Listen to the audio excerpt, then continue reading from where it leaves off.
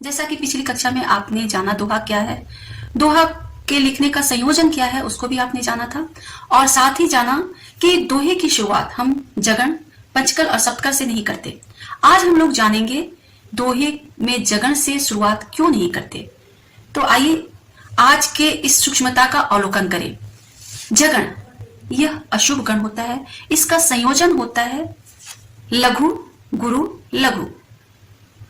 इस शब्द से अगर हम दोहे के चारों चरण में शुरुआत में इसको रखते हैं तो उससे दोहे की गीता समाप्त हो जाती है। वास्तव में जगन शब्द चौकल ही है, लेकिन इसकी शुरुआत एक से हो रही है, फिर उसके बीच में दो, फिर उसके बाद में एक। तो ये जो संयोजन है इसके कारण ये अशुभ हो जाता है और उसकी लेता, उस पंक्ति की, उस चरण की लेता समाप्त हो जाती है। और इसी लेता समाप्त होने के कारण ही जिस दोहे में जगन से शुरुआत की जाती है उस दोहे को शास्त्रों में चंडाली दोहे की संज्ञा दी गई है।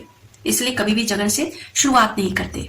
लेकिन कुछ नियम होते हैं कि हम इस अशुभ गण को शुभ गण में बदल करके उसका संयोजन करते हैं, तो उस संयोजन को जानना जरूरी है। जगन का प्रयोग हम चारों चरण पे कर सकते हैं, लेकिन अगर हम विसर्ग का संयोजन जो होता है हमारा पहला और तीसरा जो संयोजन होता है उसमें हम लोग अगर शुरुआत में अगर इसका प्रयोग करते हैं, इस संयोजन को रखते हैं तो कैसे रखते हैं, जगड़ के आगे एक द्विकल और उसके पीछे एक द्विकल रखते हैं, तो जाकर के हमारा संयोजन सही होता है और उस पंक्ति की, उस चरण की गेता बनी रहती है। तो संयोजन आप लोग नोट कर लेंगे।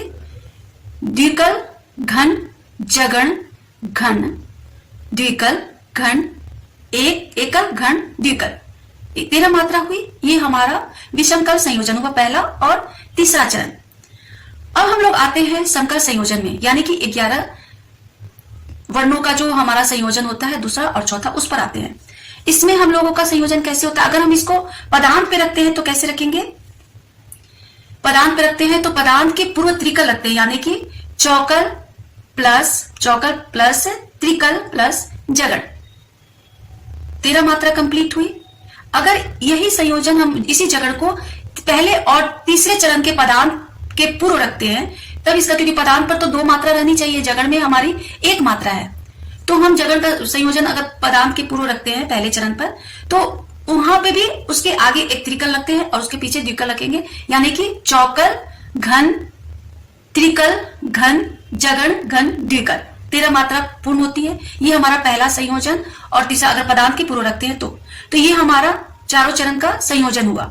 तो इस संयोजन में अगर हम लिखते हैं दोहा, जगण दोहा लिखते हैं तो वो हमारी गेता को बना करके रखता है। तो चलिए हम लोग एक जगनात्मक दोहे को, जगन शब्द को शुद्ध करके बना करके आप लोग के सामने मैं रखती हूँ, आप देखिएगा, इससे लयता बनी रहती है। मत निराश हो ना कभी, जीवन भरो प्रकाश, सबके ही हमें सुख भरो, करना दुख का नाश। आपने देखा कि ये जो जगन शब्द हमने प्रयोग किया, यहां पर हमने उसके आगे द्विकल लगाया, मत निराश जगन शब्द है, मत निराश हो ना कभी, जीवन भरो प्रकाश। दूसरे चरण पे पदांत पे हमने रखा तो उसके आगे हमने त्रिकल लगा दिया। तो इस तरह यहाँ पे हमारी गेता बनी रह गई, गेता नष्ट नहीं हुई।